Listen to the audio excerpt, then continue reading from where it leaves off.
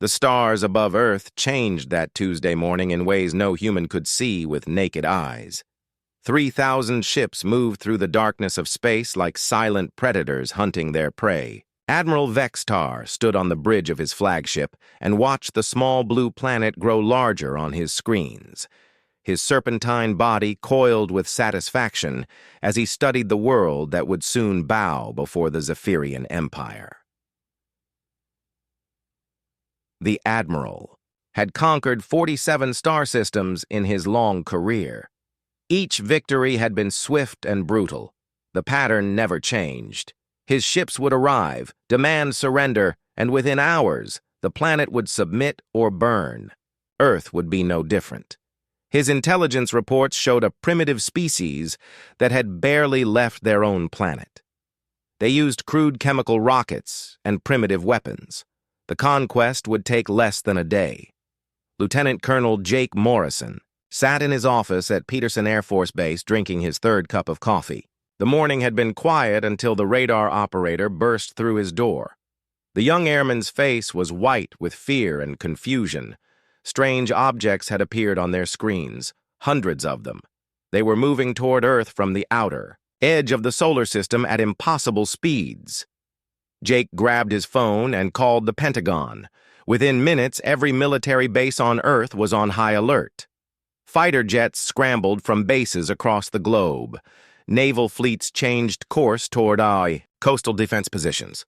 The president was rushed to a secure bunker, while world leaders received emergency calls. Dr. Lisa Carter was studying soil samples from Mars when her computer began receiving signals from space. The xenobiologist had spent years searching for signs of alien life.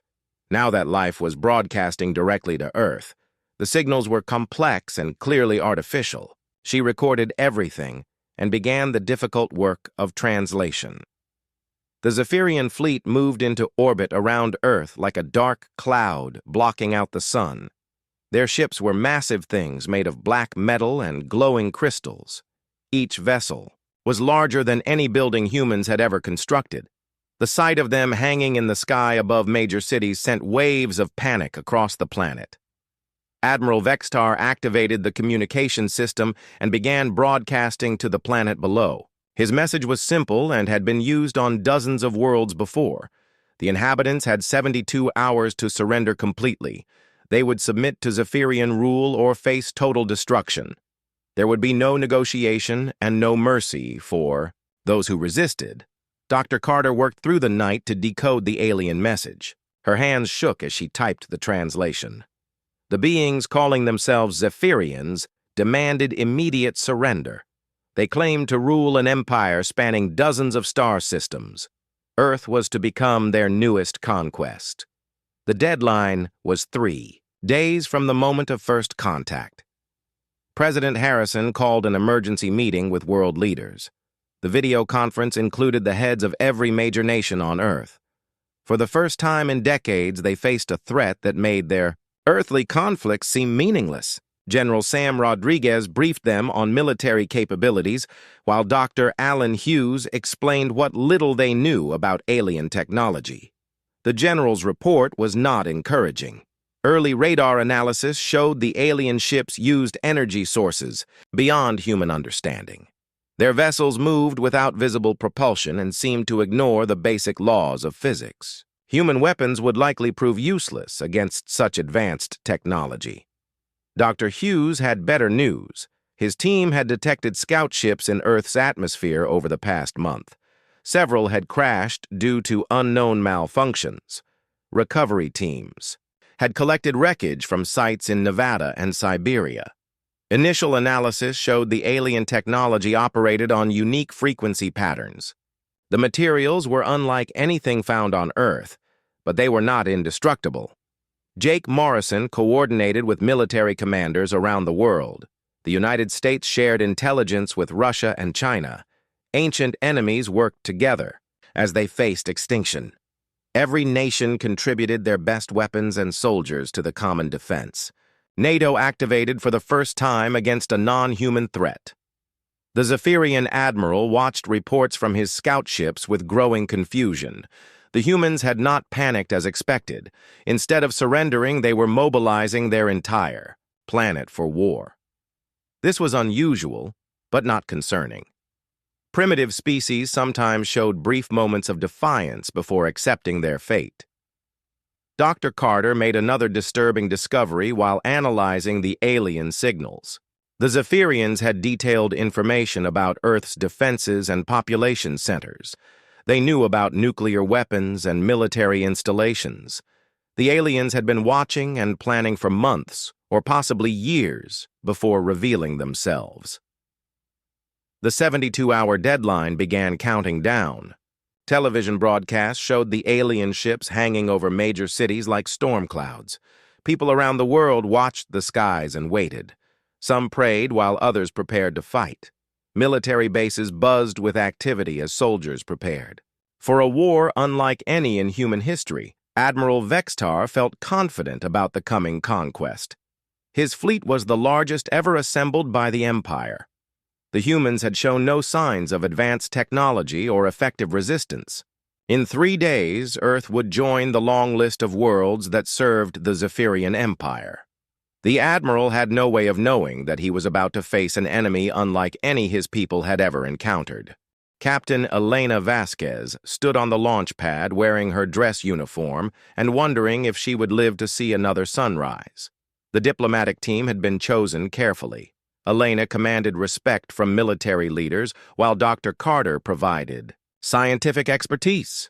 Their mission was simple in theory but terrifying in practice. They would meet with the alien representatives and attempt to negotiate a peaceful solution. The Zephyrian shuttle descended from the mothership like a falling star. It landed in the Nevada desert at the coordinates they had transmitted. The craft was beautiful and deadly-looking with smooth curves that seemed to flow like liquid metal. No visible engines or weapons could be seen, but the air around it shimmered with energy. Elena and her team approached the shuttle with careful steps. The desert sand crunched under their boots, while overhead fighter jets circled at a safe distance. The alien craft opened without a sound, and 3 figures emerged. They were tall and serpentine, with skin that looked like polished stone. Crystalline. Armor covered their bodies, and their eyes glowed with an inner light. The lead alien spoke through a translation device that turned his words into perfect English. He identified himself as Commander Zektor and delivered the same message his admiral had broadcast to the planet. Earth had 48 hours remaining to surrender. The demonstration of power they were about to witness would show the futility of resistance. Elena tried to maintain diplomatic protocol despite her fear. She explained that humanity needed more time to consider such an important decision. The fate of an entire species could not be decided in mere hours. She offered to arrange a meeting between the alien leaders and representatives from every nation on Earth. Commander Zektor showed no interest in negotiation. His people had given these primitives generous terms and ample time to comply. To demonstrate Zephyrian power, he activated a communication device and spoke to his fleet. Within moments, the International Space Station exploded in a brilliant flash of light visible from the ground. The destruction of the space station sent shockwaves through mission control centers around the world. Astronauts from 5 different countries died in an instant. The message was clear. The aliens could destroy any target at any time. Resistance would only bring more death and suffering. Elena felt rage building in her chest as she watched the debris cloud where the station had been. Those astronauts were explorers and scientists who had never harmed anyone. Their murder was meant to terrify humanity into submission. Instead, it had the opposite effect. Every person watching felt the same burning anger that Elena experienced. The alien demonstration backfired in ways Commander Zektor could not understand. Within hours of the space station's destruction, every military unit on Earth was mobilizing. Reserve forces were called to active duty. Weapons factories began operating around the clock. The attack had unified humanity in a way that decades of diplomacy had failed to achieve. Dr. Carter had been studying the alien technology samples while the diplomatic meeting took place. She made a breakthrough discovery that changed everything. The Zephyrian energy weapons operated on specific frequencies that interfered with Earth's magnetic field. The aliens had not accounted for this when planning their invasion. Their weapons would be less effective in Earth's unique environment. Marine Sergeant Danny Walsh led a special forces team to recover wreckage from the alien scout ships that had crashed earlier. His men worked under cover of darkness to collect samples without being detected by Zephyrian sensors. What they found gave humanity its first real hope for survival. The alien technology was advanced but not magical. The crashed ships showed clear signs of malfunction caused by Earth's dense atmosphere and high humidity. The Zephyrians had designed their equipment for the dry, thin atmospheres of their conquered worlds. Earth's environment was slowly degrading. Their systems. Danny's team also discovered that the alien weapons had safety systems that could be bypassed. The crashed ships still contained functional energy cells and targeting computers. Human engineers began the dangerous work of reverse engineering technology that was centuries ahead of their own. Tech specialist Amy Chen worked with a team of computer experts to crack the alien communication systems. She discovered that the Zephyrians used quantum encryption, but their protocols had predictable patterns. With enough processing power, Earth's computers could intercept and decode enemy transmissions. The breakthrough came when Amy realized the aliens were overconfident about their communications security. They broadcast tactical information without changing their encryption keys. Within days, human intelligence agencies were reading Zephyrian battle plans before they were executed. Admiral Vextar received disturbing reports from his scouts on the planet's surface. The humans were not behaving like conquered primitives. Instead of cowering in fear, they were adapting and learning at an incredible rate. Intelligence reports showed humans working to understand Zephyrian technology with frightening speed. The Admiral ordered increased patrols around Earth while he considered his options. Previous conquests had followed predictable patterns. Initial resistance would be crushed quickly, followed by surrender and submission. The humans showed no signs of giving up despite clear evidence of Zephyrian superiority. Dr. Carter made another important discovery while analyzing alien broadcasts. The Zephyrians had conquered their empire through intimidation rather than prolonged warfare. Most species surrendered after seeing demonstrations of superior technology. The few that resisted were destroyed by overwhelming force before they could adapt. Humanity was proving different from the aliens' previous victims. Instead of surrendering after the space station was destroyed, humans became more determined to fight. Instead of being paralyzed by fear, they used their anger as motivation to find ways to resist. The Zephyrians had never faced an enemy that grew stronger when threatened. President Harrison addressed the world in a broadcast that reached every television and radio on Earth. His message was simple and powerful. Humanity would never surrender to alien oppression. Every person on the planet would resist until freedom was restored or until the last human drew breath. The invasion had begun, but the real war was just starting. The alien fleet descended upon Earth's major cities like a plague of metal locusts. New York's skyline disappeared behind massive Zephyrian battleships that blocked out the sun. London's ancient streets echoed with the hum of alien engines, while Tokyo's neon lights reflected off crystalline hulls. Moscow's Red Square became a landing zone for enemy transports, disgorging thousands of armored soldiers. Admiral Vextar watched the invasion begin from his command ship high above the planet. His forces had overwhelmed the orbital defenses within hours. Human satellites were destroyed or disabled by precise energy weapons. The primitive space-based weapons posed no threat to his advanced fleet. The real conquest would begin when his ground forces secured the major population centers. Air Force pilot Captain Rick Turner strapped himself into his F-22 Raptor and prepared for what might be his final mission. Intelligence reports showed alien fighters patrolling the skies above major cities. The enemy craft moved with impossible speed and agility. Human pilots were being shot down within minutes of engaging the aliens. Rick's squadron was tasked with defending the airspace above Washington while the government evacuated to secure locations. The first wave of alien fighters appeared on Rick's radar as he climbed to 30,000 feet. They moved in perfect formation without any wasted motion or energy. Rick had expected them to be larger, but the enemy craft were surprisingly small and sleek. They looked more like flying weapons than vehicles designed to carry pilots. Rick engaged the lead fighter with a missile lock and fired 2 heat-seeking projectiles. The alien craft dodged both missiles with movements that should have been impossible. The enemy pilot seemed to know where the missiles would go before they were fired. Rick switched to his cannon and dove toward the alien formation. The alien fighters were faster in straight lines but less maneuverable in Earth's thick atmosphere than their pilots expected. Rick's years of training in aerial combat gave him an advantage the enemy had not anticipated. He rolled his fighter into a tight spiral that the alien pilot could not match. His cannon fire struck the enemy craft and sent it spinning toward the ground in flames. Rick's victory was the first confirmed kill of an alien fighter by human forces. The news spread through military communications networks and gave hope to pilots around the world. The aliens were not invincible.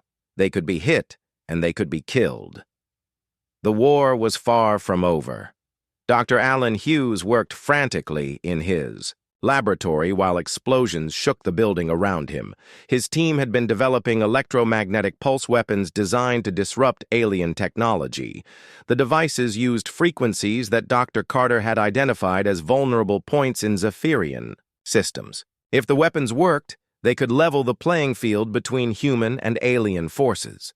The first EMP device was crude and untested, but circumstances left no time for proper trials.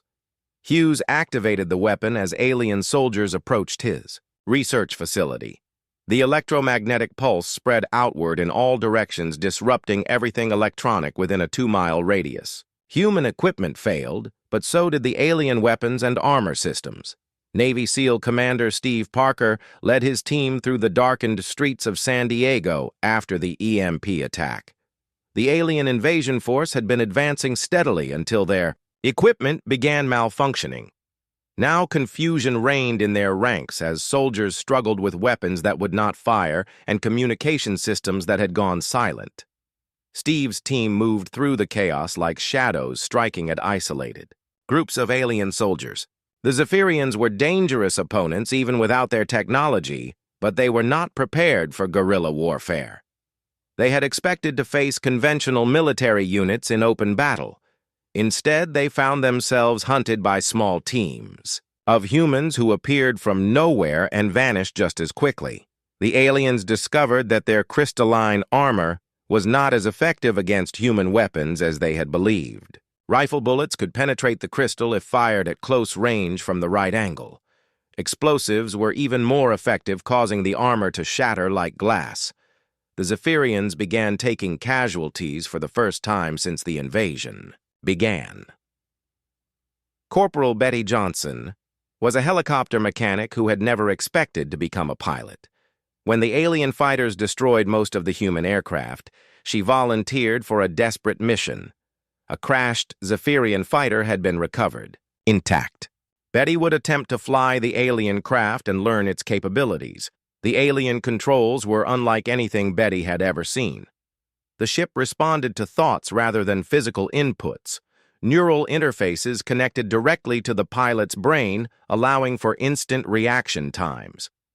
Betty spent hours learning to control the craft, while alien forces searched for their missing fighter. Her first flight in the stolen alien ship was terrifying and exhilarating. The craft moved with incredible speed and precision, responding to her thoughts faster than any human vehicle ever could. Betty used her new abilities to attack alien ground forces, providing close air support for human troops who had been pinned down for hours. The sight of their own fighter attacking Zephyrian forces caused panic in the alien ranks. Their pilots had never faced one of their own craft in combat.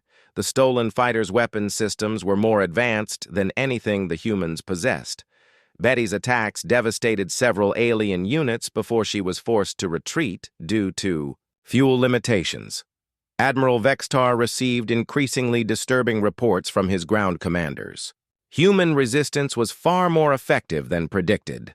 The primitives were adapting to Zephyrian tactics with frightening speed. Worse still, they were learning to use captured alien technology against its creators.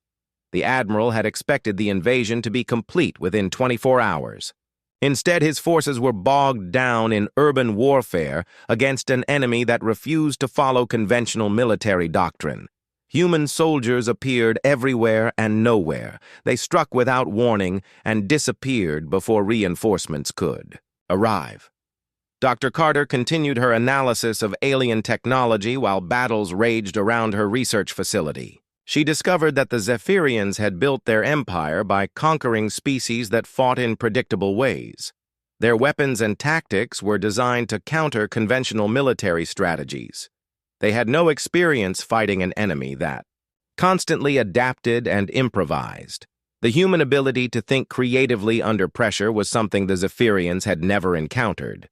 Every time they developed a counter to human tactics, the humans would change their approach.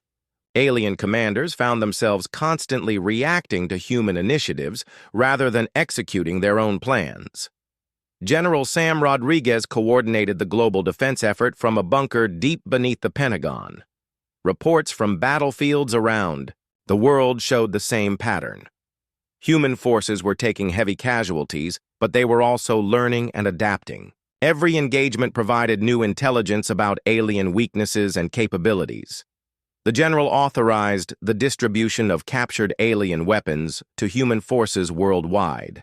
The devices were dangerous and poorly understood, but they gave human soldiers the firepower needed to fight back effectively. Training programs were established to teach humans how to operate alien technology safely.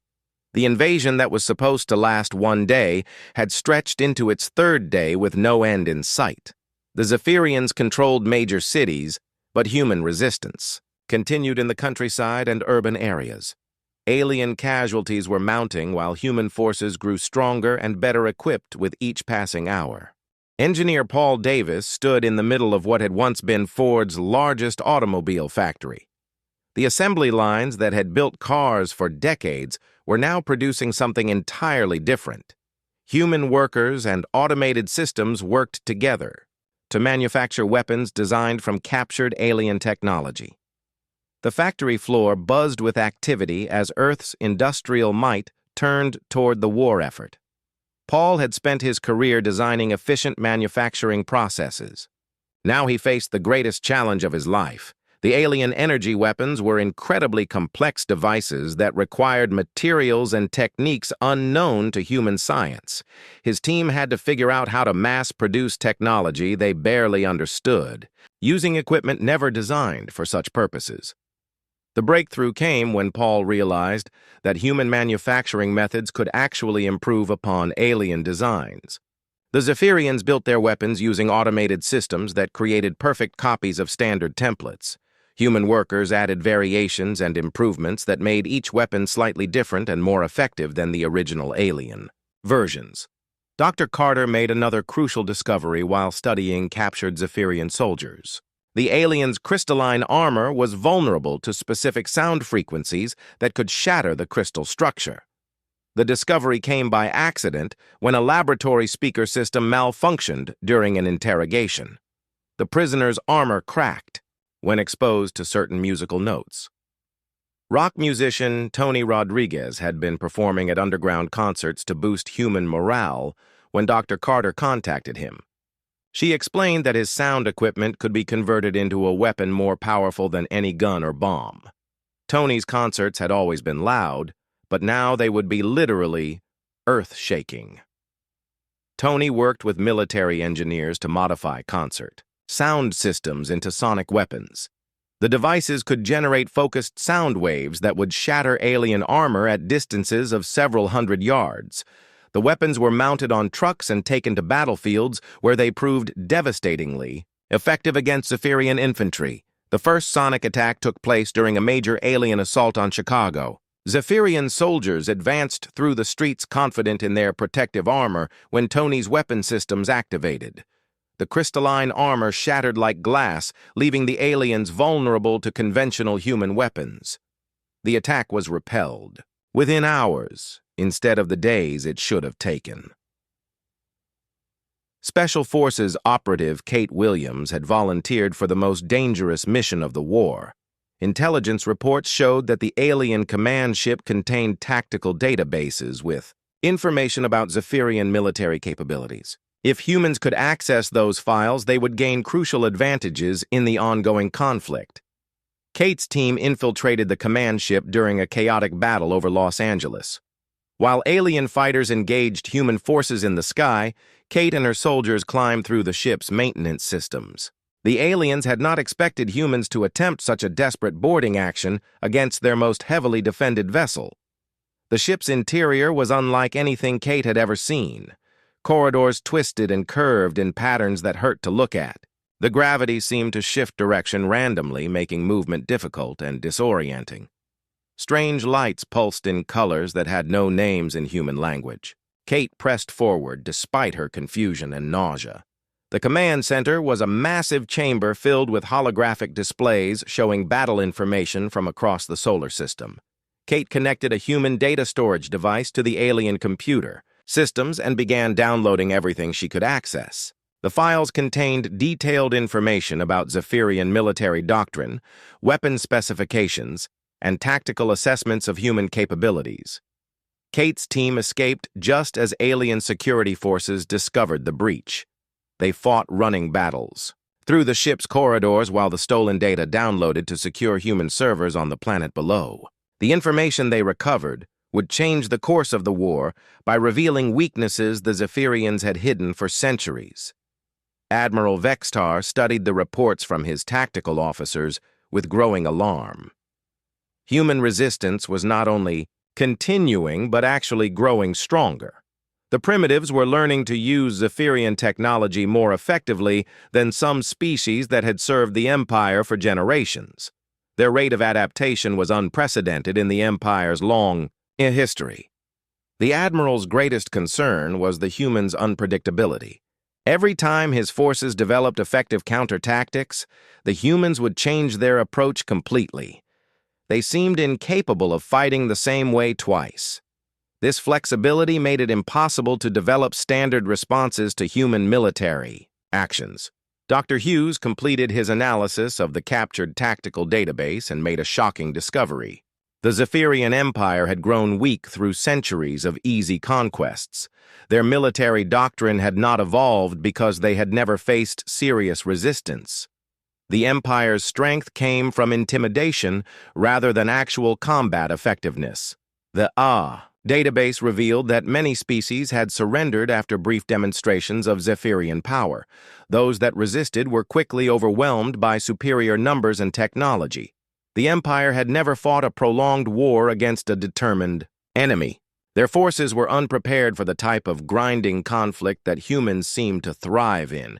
Human forces began using this information to exploit Zephyrian weaknesses. The aliens relied heavily on their command structure and became confused when their officers were targeted by snipers and special forces teams. Their rigid military doctrine made them predictable once humans understood their patterns. Pilot Greg Adams flew one of the first human-built fighters incorporating alien technology. The hybrid craft combined human engineering flexibility with Zephyrian power systems. The result was a fighter that could match alien craft in speed while maintaining the maneuverability advantages that human pilots had discovered. Navigator. Susan Clark worked alongside Greg to develop new flight patterns that took advantage of Earth's unique atmospheric conditions. The aliens had designed their fighters for the thin, dry atmospheres of their conquered worlds. Earth's thick, humid air created turbulence patterns that alien pilots could not predict or compensate for. The new tactics proved highly effective during a major battle over the Atlantic Ocean. Human fighters using hybrid technology and innovative tactics destroyed an entire squadron of alien craft without losing a single pilot. The victory demonstrated that humans could not only match alien technology, but actually improve upon it. Dr. Hughes began work on his most ambitious project yet, The captured data revealed that Zephyrian ships used Earth's magnetic field for navigation and power generation. If humans could manipulate that magnetic field, they could create a weapon capable of disabling entire alien fleets simultaneously. The project required resources from around the globe. Superconducting cables were rerouted from particle accelerators. Power plants were connected in series to generate the massive electrical currents needed. Satellite networks were reprogrammed to coordinate the global effort. Every nation on Earth contributed to what they called the Terran Pulse weapon. Submarine Commander Frank Lewis received orders to deliver the weapon's control system to a specific location in the Pacific Ocean. The device would tap into underwater volcanic activity to amplify Earth's magnetic field into a devastating weapon. Frank's submarine would have to navigate through alien patrols and underwater mines to reach the target site. The mission was completed just as alien reinforcements arrived from other parts of the Empire. The new ships were larger and more heavily armed than the initial invasion force. Admiral Vextar prepared for a final assault that would crush human resistance once and for all. He had no idea that humans were about to turn Earth itself into a weapon against his fleet. The moment had arrived for humanity's greatest gamble. Dr. Hughes stood in the control center buried deep beneath the Rocky Mountains, surrounded by screens showing power readings from around the globe. Every major power plant on Earth was connected to the Terran Pulse system. Fusion reactors, hydroelectric dams, nuclear plants, and solar farms all contributed energy to the weapon that would either save humanity or destroy it. General Rodriguez gave the final authorization as alien reinforcements entered Earth's orbit. The new Zephyrian fleet was twice the size of the original invasion force. Admiral Vextar had called for additional ships from across the Empire to crush human resistance permanently. The aliens expected their overwhelming numbers to end the war within hours. Hughes activated the Terran Pulse system and watched as energy readings climbed beyond anything ever recorded. The weapon drew power from Earth's rotation and magnetic field, amplifying it through the global network of superconducting cables. The planet itself became a massive electromagnetic weapon aimed at the alien fleet. The pulse erupted from Earth's magnetic field like invisible lightning, striking every alien ship simultaneously. Zephyrian vessels that had seemed invincible moments before began falling from the sky as their systems failed completely. Admiral Vextar watched in horror as his entire fleet lost power and started crashing into the planet's atmosphere. Pilot Greg Adams led the first human squadron to launch after the pulse weapon fired. His hybrid fighters encountered alien craft that were tumbling helplessly through the sky with dead engines and failed life support systems. The mighty Zephyrian war machine had been reduced to falling scrap metal in a matter of minutes. The few alien ships that survived the initial pulse were those that had been shielded by Earth's own magnetic field lines. These vessels found themselves stranded in orbit around a planet where every human was now armed with advanced alien technology. The hunters had become the hunted in the most dramatic reversal in galactic history. Commander Steve Parker led ground forces in capturing alien survivors as they crashed across the globe. The Zephyrian soldiers, who had seemed so confident during the invasion, were now desperate refugees begging for mercy. Their crystalline armor was cracked and useless, while their energy weapons had been permanently disabled by the magnetic pulse. Dr. Carter established communication protocols with the captured aliens and made remarkable discoveries. The Zephyrian Empire was built on fear and intimidation rather than actual military strength. Most of their conquered species had surrendered after brief demonstrations of superior technology. The Empire had never faced serious resistance until they encountered humanity. The captured aliens revealed that their empire included dozens of species that had been forced into servitude. Many of these civilizations possessed advanced technology and large populations, but had been too afraid to rebel against Zephyrian rule. The news of humanity's victory would spread quickly through the Empire's communication networks. Admiral Vextar found himself trapped on a disabled command ship orbiting Earth. His career had been built on easy victories against inferior opponents. Now he faced the impossible task of explaining to the Emperor how the Empire's greatest fleet had been destroyed by a species that had not even achieved interstellar travel. The Admiral attempted to negotiate with human leaders from his powerless position. He offered technology and resources in exchange for safe passage home. The proud conqueror who had demanded Earth's surrender now pleaded for mercy from the beings he had planned to enslave. Engineer Paul Davis began the massive task of reverse engineering the intact alien technology recovered from crashed ships. Human factories that had been converted to produce hybrid weapons now focused on building spacecraft capable of interstellar travel. Earth would no longer be confined to its own solar system. The production lines worked at incredible speed as human ingenuity combined with alien technology. Within weeks, Earth possessed a small but growing fleet of interstellar vessels. The ships incorporated the best features of both human and Zephyrian engineering while eliminating the weaknesses that had led to the aliens' defeat. Navigator Susan Clark trained the first generation of human interstellar pilots. The crews learned to operate captured alien vessels while human technicians modified the ships for extended space operations. Earth's new fleet would carry the message of human resistance to oppressed civilizations throughout the galaxy.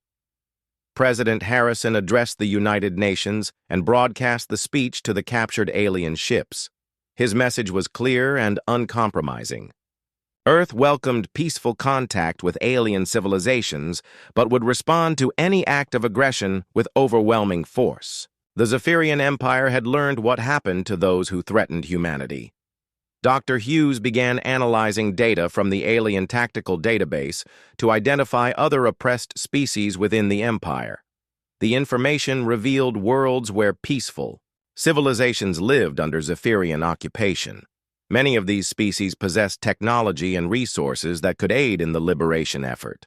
The first human expeditionary force launched 3 months after the failed invasion. Captain Turner led a squadron of hybrid fighters while ships carrying volunteers from every nation on Earth set course for the nearest Zephyrian outpost. The mission was officially designated Operation Freedom, but the crew called it Payback. The human fleet encountered a Zephyrian patrol near the outer edges of the solar system. The alien ships attempted to flee when they detected the approaching vessels, but the hybrid human craft were faster and more maneuverable than traditional Zephyrian designs. The brief battle ended with complete human victory and no casualties. News of humanity's expanding operations reached the Zephyrian Emperor through surviving communication networks.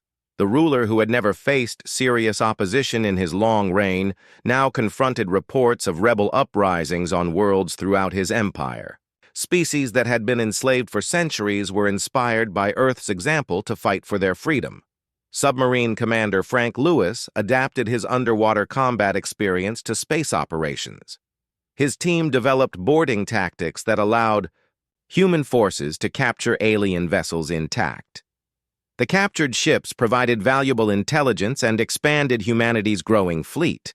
The psychological impact of human resistance spread faster than any physical military campaign. Zephyrian forces throughout the galaxy found themselves facing enemies who had learned from Earth's example.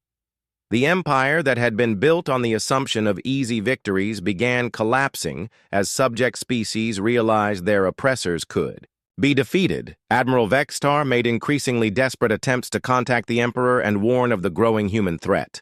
His communications were intercepted by human intelligence operations that now monitored all Zephyrian military traffic.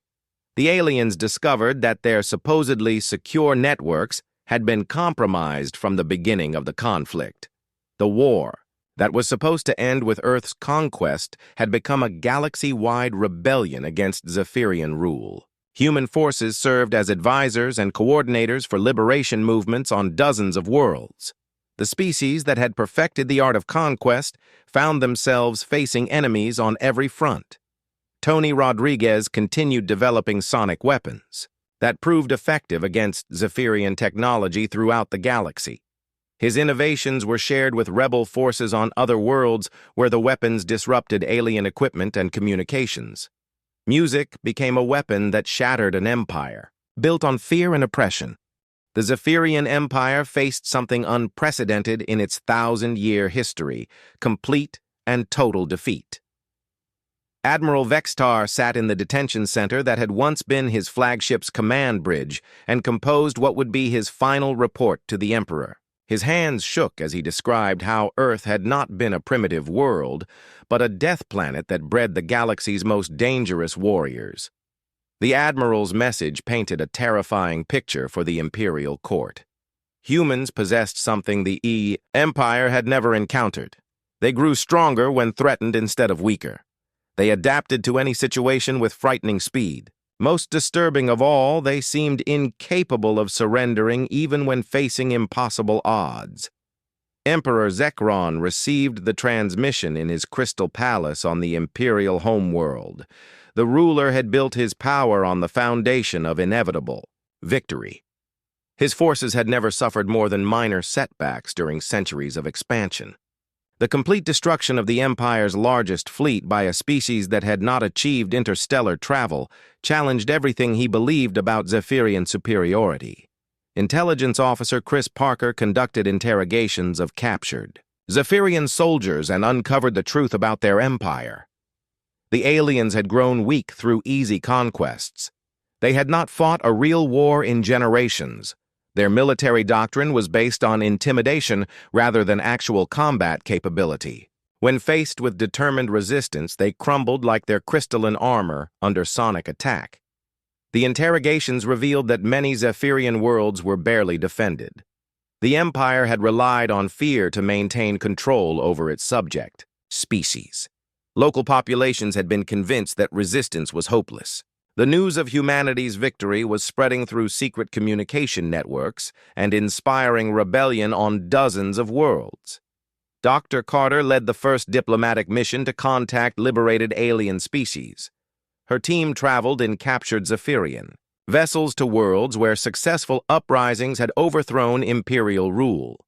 The grateful populations welcomed human advisors and shared their knowledge of Zephyrian weaknesses and imperial military positions. The alliance that formed between Earth and the liberated worlds was unlike anything the galaxy had seen. Instead of conquest and domination, the humans offered partnership and mutual defense. Species that had been enemies under Zephyrian rule worked together to free their neighbors and protect their newfound independence. President Harrison addressed the galaxy through captured Imperial communication networks. His message reached every world in Zephyrian space and beyond. Earth offered friendship to peaceful civilizations and protection to those seeking freedom.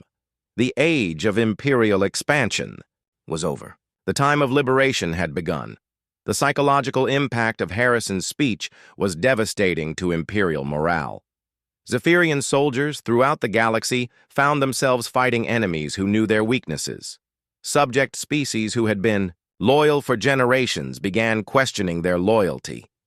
The Empire's greatest weapon had always been the belief in its invincibility. That belief was gone forever. Lieutenant Colonel Jake Morrison, now promoted to general, oversaw the construction of Earth's new space defense network. The system incorporated the best of human and alien technology while avoiding the vulnerabilities that had led to the Zephyrians' defeat. Orbital platforms armed with Terran pulse weapons could disable any hostile fleet long before it reached Earth. The defense network was designed with lessons learned from studying the Empire's collapse. Redundant systems ensured that no single attack could disable Earth's defenses. Multiple command centers prevented enemies from paralyzing human responses. Most importantly, the network was operated by humans who could adapt and improvise when standard procedures failed. Dr. Hughes established research stations throughout the solar system to study captured alien technology. The facilities were built using hybrid human-alien construction techniques that proved superior to either species' individual methods. Human creativity combined with alien science produced innovations that neither civilization could have achieved alone. Engineer Paul Davis expanded Earth's industrial capacity using manufacturing techniques learned from a dozen different species. Automated systems built by former Imperial subjects worked alongside human engineers to create products that incorporated the best ideas from across the galaxy. Trade networks replaced conquest as the foundation of interstellar civilization. Captain Rick Turner commanded humanity's first true interstellar warship. The vessel combined human tactical flexibility with alien technology and weapons from liberated worlds. His crew included volunteers from Earth and former Imperial subjects who had chosen to serve the cause of freedom, rather than return to their home worlds. The ship's mission was to establish contact with resistance movements in the deepest parts of Imperial space. Intelligence reports suggested that even the Empire's core worlds were experiencing unrest as news of human victory continued to spread. The mission would take months, but could shorten the war by years if successful. Navigator Susan Clark plotted courses through Imperial space using captured star charts and intelligence from liberated worlds. The routes avoided known Imperial strongholds while making contact with resistance cells and neutral civilizations. Each successful mission added new allies to the growing coalition against Zephyrian rule.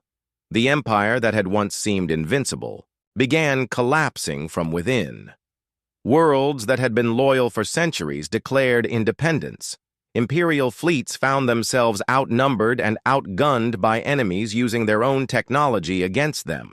The Zephyrian military machine turned inward as different factions fought for control of the crumbling government. Admiral Vextar was eventually released as part of a prisoner exchange negotiated by Dr. Carter. The former conqueror returned to Imperial space to find an empire in chaos. His homeworld was racked by civil war, as different factions blamed each other for the military disaster. The admiral who had once commanded the largest fleet in galactic history now commanded nothing but bitter memories. Emperor Zekron fell from power within a year of Earth's victory. The Imperial court that had once competed to praise his wisdom now competed to distance themselves from his failures. The new government that replaced him immediately sued for peace with the human-led coalition. The surrender was unconditional and complete. Tony Rodriguez's sonic weapons proved crucial in the final battles of the war. Imperial forces who had learned to counter human tactics found themselves helpless against weapons that shattered their equipment and morale simultaneously. The musician who had started the war playing underground concerts ended it performing victory celebrations on the former Imperial capital. The peace treaty that ended the Zephyrian Empire established principles that would govern galactic civilization for generations. Conquest was outlawed. Self-determination became a guaranteed right for all species. Trade and diplomacy replaced war as the primary means of resolving disputes between civilizations. General Morrison delivered the final speech marking the end of the war from the same bunker where Earth's defense had been coordinated. His words were broadcast to every world in the galaxy. The species that had tried to conquer Earth had learned the price of threatening humanity. The lesson would not be forgotten. Dr. Carter established the Galactic Council with representatives from every free world. The organization's mission was to prevent future empires from rising and threatening peaceful civilizations.